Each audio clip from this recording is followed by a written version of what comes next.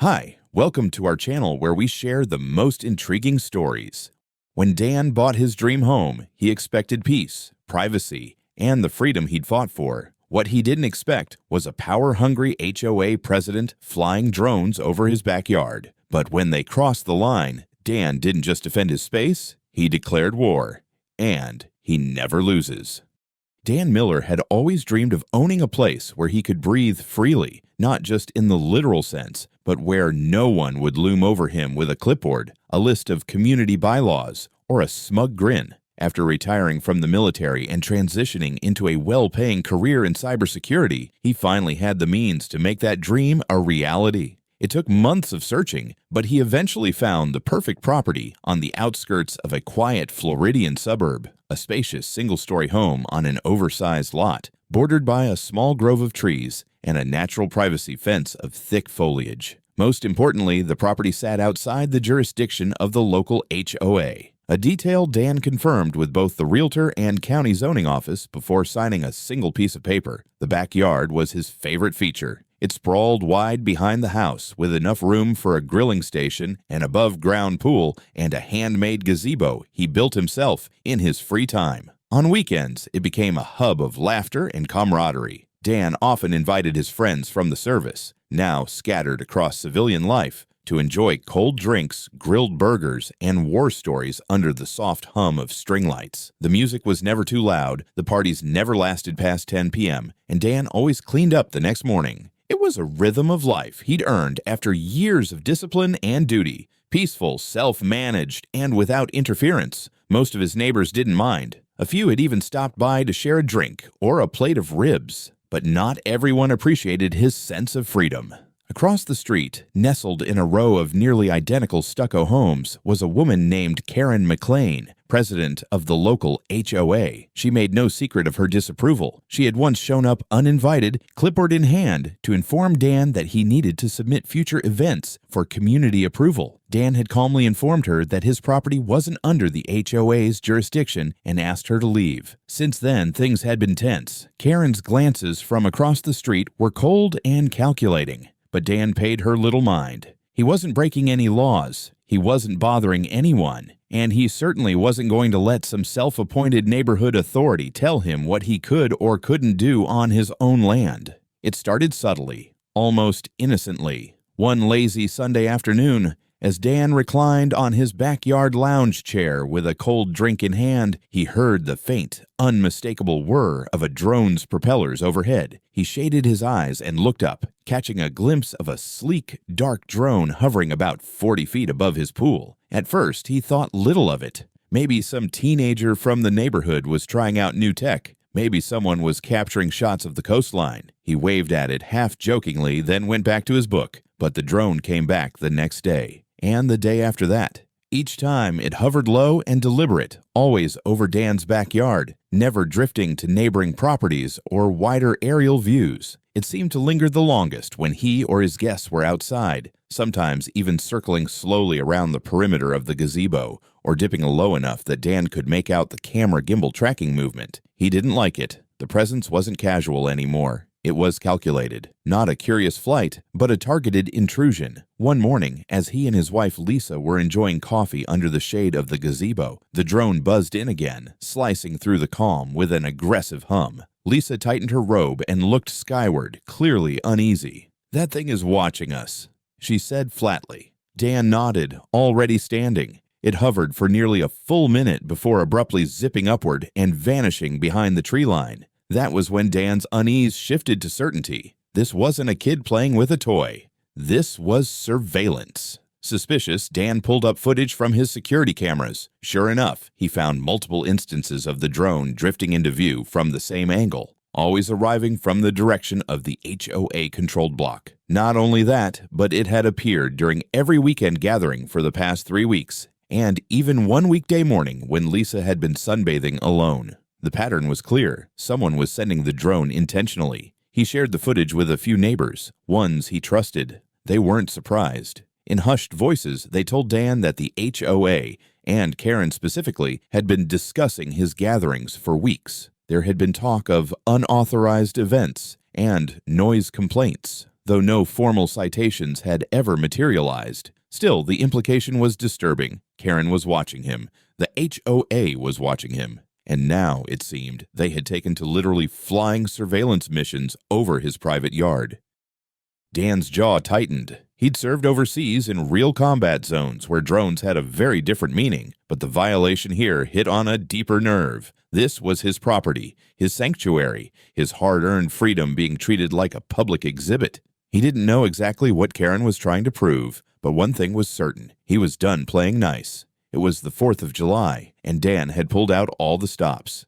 A dozen friends from his old unit were in town, some with their spouses and kids. The smoker had been working since dawn, filling the air with the rich scent of hickory and brisket. Flags waved gently in the summer breeze, and the pool sparkled under the midday sun. Lawn chairs dotted the yard, laughter carried on the wind, and upbeat classic rock played softly over the outdoor speakers. It was, by all accounts, a perfect American celebration, the kind Dan believed he and his fellow veterans had fought to preserve. But peace never lasted long when Karen McLean was involved. Just as Dan flipped a tray of burgers onto a platter, the all-too-familiar buzz returned. The drone swooped in low, even lower than before, hovering brazenly above the picnic tables, casting a jittery shadow over the crowd. Guests looked up mid-conversation, shielding their eyes, their festive mood shifting into confusion and discomfort. The drone's camera pointed squarely at them, rotating as it zoomed in on faces, plates, coolers, and the pool.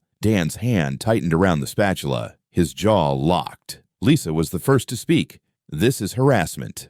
Dan didn't reply. He didn't have to. He was already walking toward the house, calm and focused, like a man with a mission. Moments later, he returned with a long, matte black case under one arm. As he set it on the patio table, a couple of his veteran buddies raised their eyebrows but said nothing. Dan flipped the latches, opened the lid, and revealed his 12-gauge shotgun. Legally registered, properly stored, loaded with birdshot. Designed for varmint, or, in this case, aerial pests. He didn't yell. He didn't make a scene. He simply chambered a shell, took a steady stance in the grass, and looked skyward. The drone dipped slightly, almost like it was reconsidering. Then it steadied. Watching him, Dan raised the shotgun. Boom! A single shot echoed across the yard like a firework. The drone convulsed mid-air, spinning violently as smoke and plastic fragments sprayed from its undercarriage. It tumbled, bouncing off a tree limb before crashing into a corner of the lawn with a satisfying crunch. For a moment there was silence, stunned, breathless silence, and then the entire yard erupted into cheers and applause. One of Dan's friends mock saluted him. Lisa clapped with a mixture of pride and relief. Even the kids hollered like it was part of the show. Dan walked calmly to where the drone had landed and picked up the charred, twisted mess. Among the debris, he found the onboard SD card and a GPS module. He inspected the pieces methodically, his mind already working through the implications. The serial number was intact, and the flight log was still recoverable. He didn't have to guess who owned it, but soon he'd have proof. Later that evening, Dan took a picture of the wrecked drone and uploaded it to the local neighborhood Facebook group with a caption that was equal parts polite and defiant. "Dear HOA, if you spy on my property again, you'll be retrieving more than broken plastic. Consider this a formal boundary." The post went viral within the neighborhood in hours, drawing likes, laughing emojis, and a surprising number of private messages from neighbors fed up with Karen's overreach. But not everyone was amused. Karen didn't respond publicly, at least not at first. But Dan had seen the look in that drone's lens. He knew this wouldn't be the end of it. As the fireworks lit up the sky later that night, he had a gut feeling this was only the beginning of a much bigger battle, and this time, the gloves were coming off.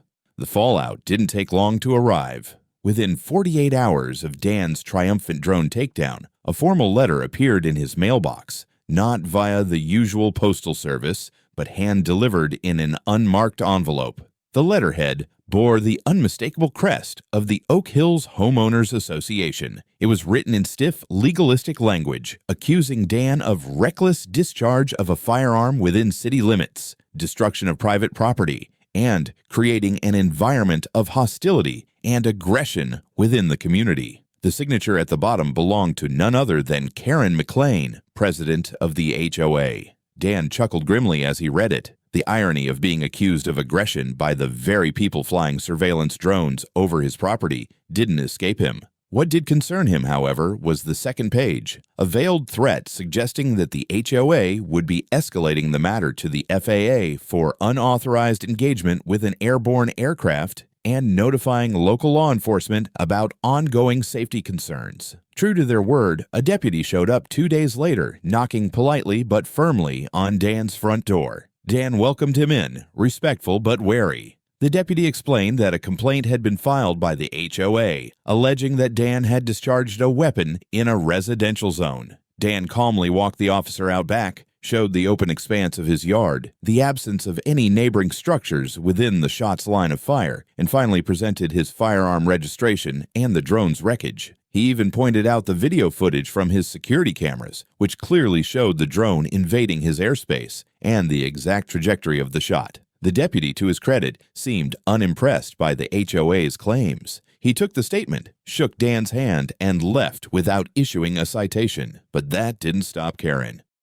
Over the following week, Dan's mailbox became a war zone. He received 5 separate notices for minor code violations, untrimmed shrubs, a recycling bin left visible from the road, and even a complaint about unlicensed signage after he'd posted a humorous "Smile, you're not on a drone" placard near his pool. His mailbox was suddenly jammed shut with chain letters and anonymous notes warning him that he was not safe in the neighborhood. The most bizarre moment came when a fire inspector arrived unannounced, citing a tip that Dan stored illegal propane tanks. Of course, the inspector found nothing, but the pattern was becoming clear. The HOA was waging a war of attrition, burying him in red tape and fear tactics. One morning, Dan's internet connection mysteriously dropped. He did a network scan and found an unauthorized device trying to access his home Wi-Fi from a vehicle parked across the street. He recognized it immediately. Karen's Lexus SUV. A closer inspection of his rudder logs showed brute force attempts at access. Dan wasn't just being harassed, they were trying to invade his digital space too.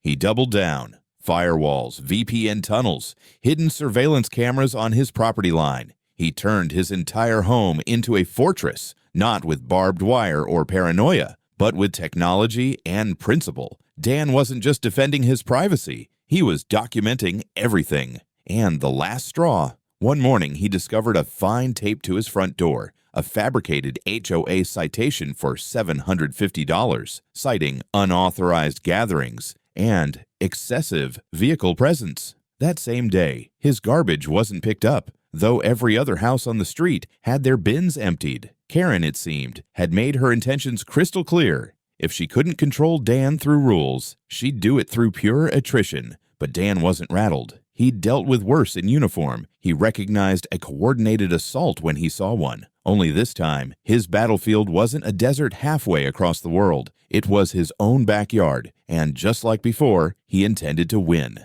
Dan knew the time for playing defense had passed. Karen and her cronies had crossed a line, not just with their surveillance, but with their increasingly aggressive campaign to make his life unbearable. What they hadn't counted on was the fact that Dan was no ordinary homeowner. He'd spent years working in military cyber intelligence and another decade consulting for private cybersecurity firms. If the HOA wanted to escalate, they had just picked the wrong digital battlefield. He began with reconnaissance. Every HOA was required to maintain digital records, meeting minutes, expense reports, correspondence, internal policies, and Dan knew just where to look. The HOA's website was a joke, hastily put together by someone who clearly didn't understand security. With a few forensic tools and a discreet proxy chain, Dan was inside the back end in under an hour. He didn't tamper with anything. He didn't need to.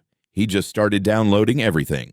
What he found made his blood boil. There were multiple drone flight plans tied directly to Karen's name, complete with timestamps and notes like "Observe pool activity" and "Check for gatherings." HOA funds had been used to purchase not 1 but 3 drones, with the others apparently in rotation. Expenses marked as security upgrades had in fact gone toward hiring a private investigator, someone Dan now realized had been parked at the edge of the cul-de-sac more than once in an unmarked sedan. But that wasn't all. In a buried folder labeled "Complaints," Dan found files on over a dozen households, some dating back years. People had been quietly intimidated, fined for made-up violations, and threatened with liens. Karen had built a miniature regime on power, secrecy, and fear.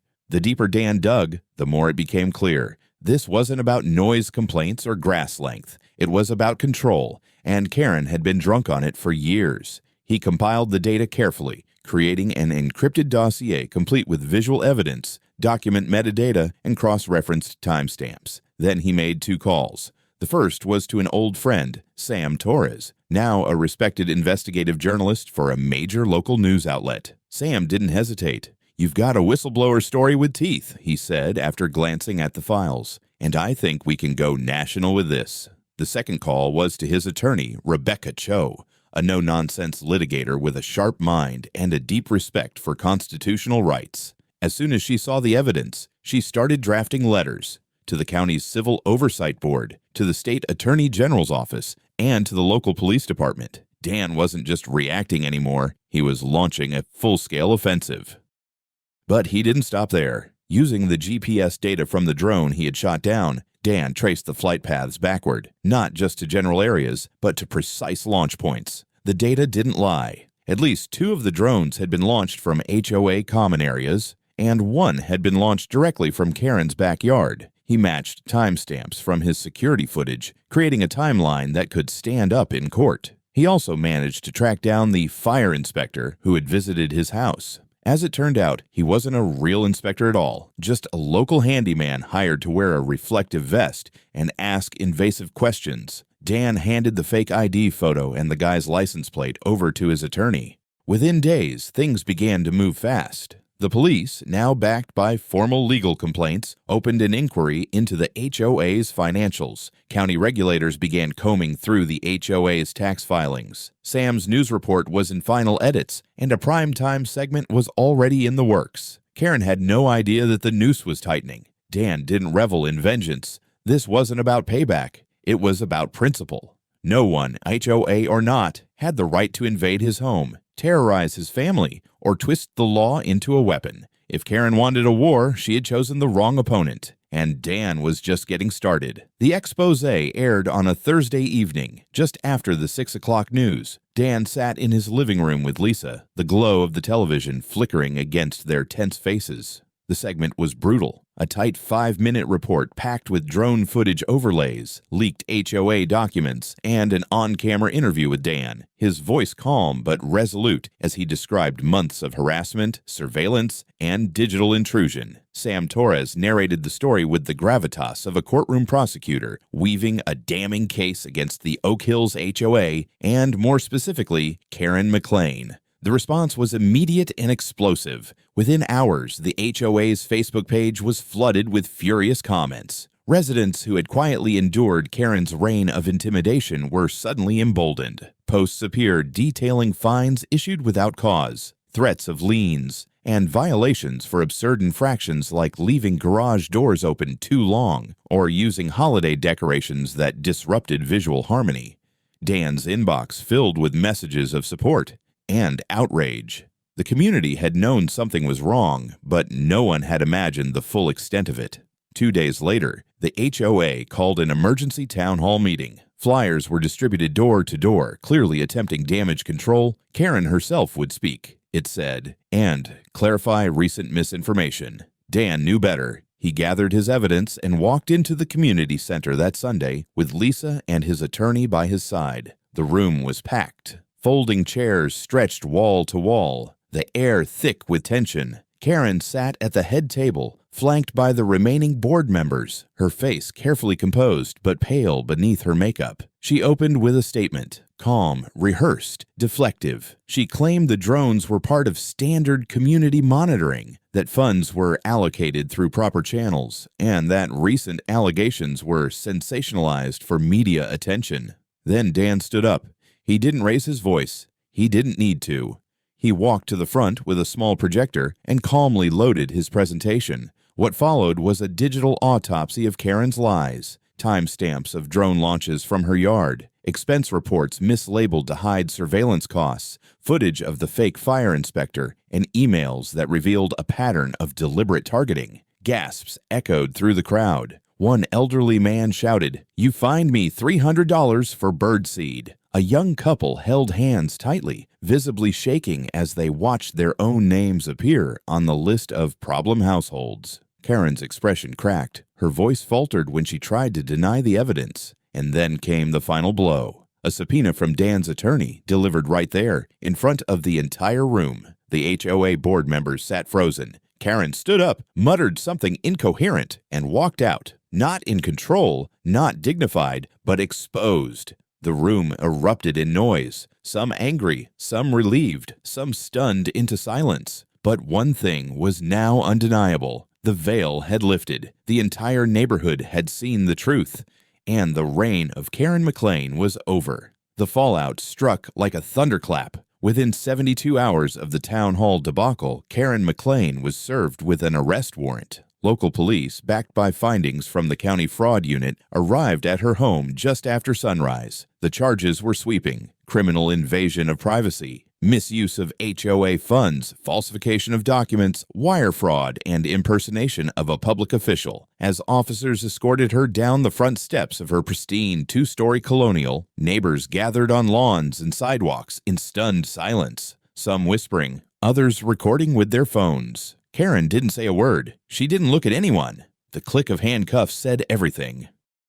Dan watched the footage later that morning with quiet satisfaction. He wasn't one for spectacle, but there was something deeply gratifying about seeing justice in motion. Still, he knew the work wasn't done. With Karen gone, the HOA board scrambled to contain the chaos. 3 of its members resigned within days, citing stress and concerns for personal liability. The HOA's bank account was frozen pending a full audit, and residents received notices from the city informing them of an impending review of the association's legal standing. Meanwhile, Dan's attorney filed a formal civil suit on his behalf. The claim wasn't just for harassment or emotional distress. It also sought restitution for digital intrusion, property surveillance, and defamation. Several other residents, now emboldened by Karen's arrest and Dan's success, joined in, turning the case into a class action lawsuit against the HOA leadership. Depositions began almost immediately, with HOA staff members testifying about years of unethical practices under Karen's iron rule. County officials announced that they would be appointing an independent administrator to oversee the dissolution or restructuring of the Oak Hills HOA.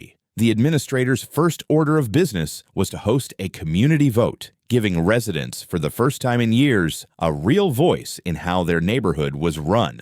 Unsurprisingly, the vote passed overwhelmingly to disband the current HOA structure and rebuild from the ground up with entirely new bylaws and elected leadership. Throughout it all, Dan remained steady and engaged. He met with fellow homeowners, offered guidance where he could, and declined every offer to run for office himself. "I'm not looking for power," he told one neighbor who urged him to lead the new board.